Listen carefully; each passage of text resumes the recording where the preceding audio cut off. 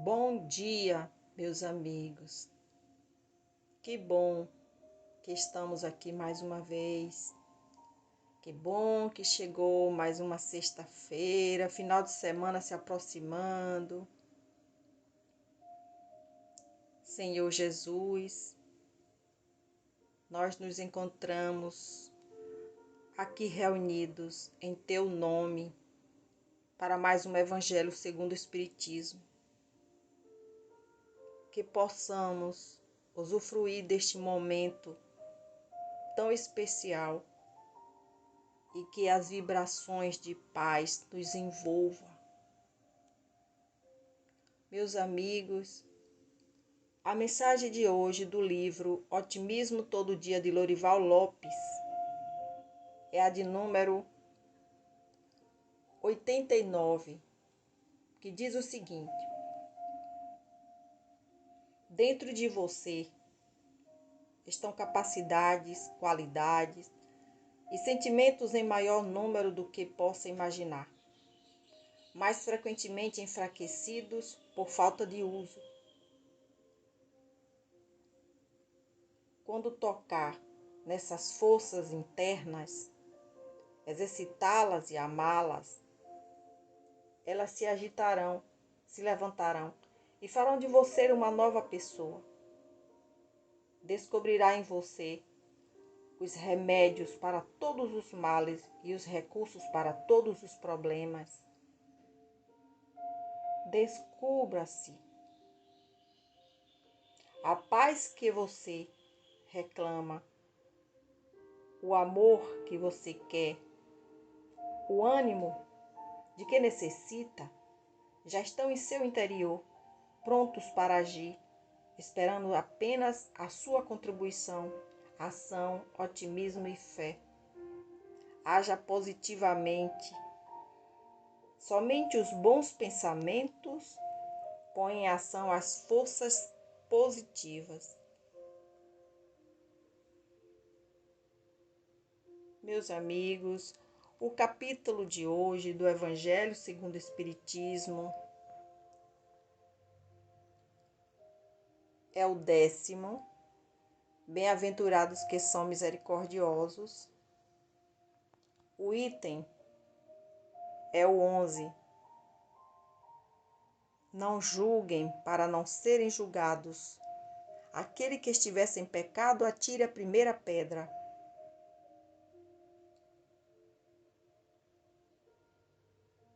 Não julgue para não serem julgados, pois serão julgados conforme julgarem os outros. E será aplicada a vocês a mesma medida que usarem para medir os outros. São Mateus capítulo 7, versículo de 1 a 2. Então, escribas e fariseus levaram até Jesus uma mulher que havia sido surpreendida em adultério. E fazendo com que ela ficasse em pé, no meio do povo, disseram: Mestre, essa mulher acaba de ser surpreendida em adultério. Moisés nos ordena na lei apedrejar as adúlteras. Qual a sua opinião a respeito desse assunto? Eles diziam isso querendo tentar Jesus, a fim de terem do que acusá-lo. Porém, Jesus, abaixando-se, começou a escrever com seu dedo na areia. Como continuasse a interrogá-lo, ele levantou e disse: Aquele dentre vocês que estiverem sem pecado, atire a primeira pedra.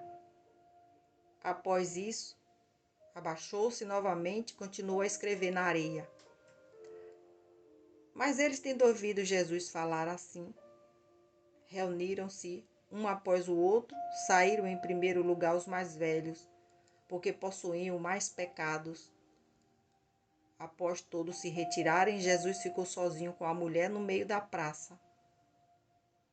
Então ele levantou-se de novo e disse: Mulher, onde estão os que lhe acusavam? Ninguém condenou você? E ela respondeu: Ninguém, Senhor. Então Jesus lhe disse: Eu também não vou te condenar. vai e não volte a pecar. São João capítulo 8, versículo de 3 a 11. Com esse ensinamento, aquele que estiver sem pecado, atire a primeira pedra. Jesus faz do perdão um dever, pois não existe ninguém que não precise dele para si mesmo. Ele nos ensina que não devemos julgar os outros mais severamente do que julgaríamos a nós mesmos, e nem condenar no próximo o que perdoaríamos em nós. Antes de condenar alguém por uma falta, vejamos se a mesma reprovação não nos pode ser aplicada. A censura da conduta alheia pode ter dois motivos.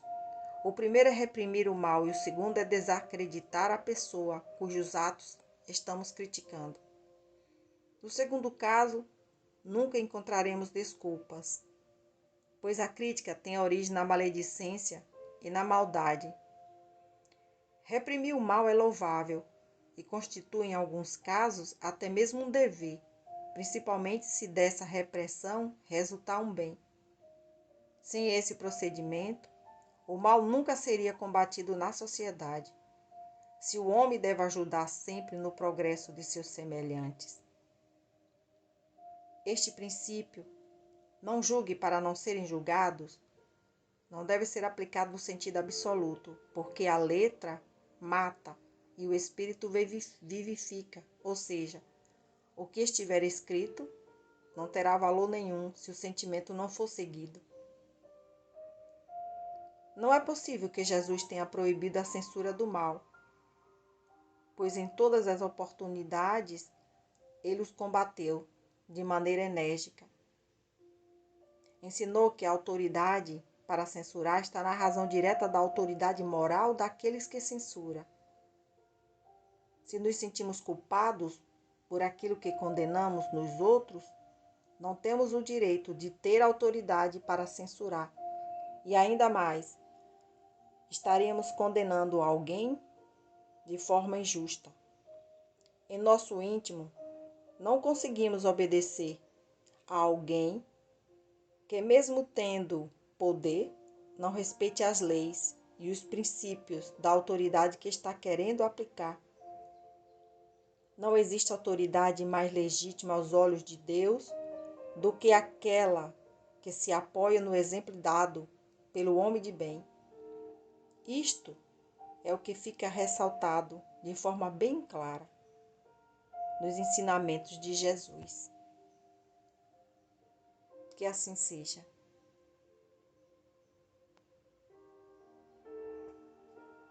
Meus amigos, infelizmente, somos benevolentes para com nossos erros e muito severos para com os erros dos outros. Nós sempre nos achamos que estamos certos e os outros é que estão errados. Então, o que Jesus quis dizer é que com o mesmo critério que julgarmos os outros, nós seremos julgados. Por isso, vamos pedir a Deus que nos ajude a olharmos o outro e enxergarmos o bem que existe dentro de cada um dele. Senhor, tem piedade de cada um de nós. Nos ajude nesta caminhada.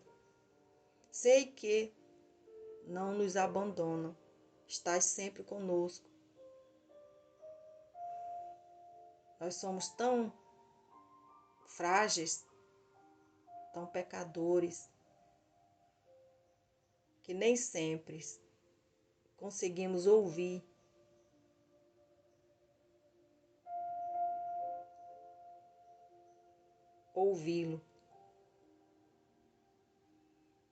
Tem misericórdia, Senhor. Tem misericórdia de todos nós. Te entregamos este dia de hoje todos os acontecimentos do dia, nossa alegria, nossa tristeza, nossa família, nosso trabalho, nossos amigos, inimigos e parentes, vizinhos. Te entregamos este planeta, os nossos políticos, aqueles que se encontram doentes nos hospitais, em casa, aqueles que estão doentes da alma, aqueles que ainda não vos conhecem. Cura, Senhor, primeiro a nossa alma, para depois curar o nosso corpo físico. Nos ajude, Senhor.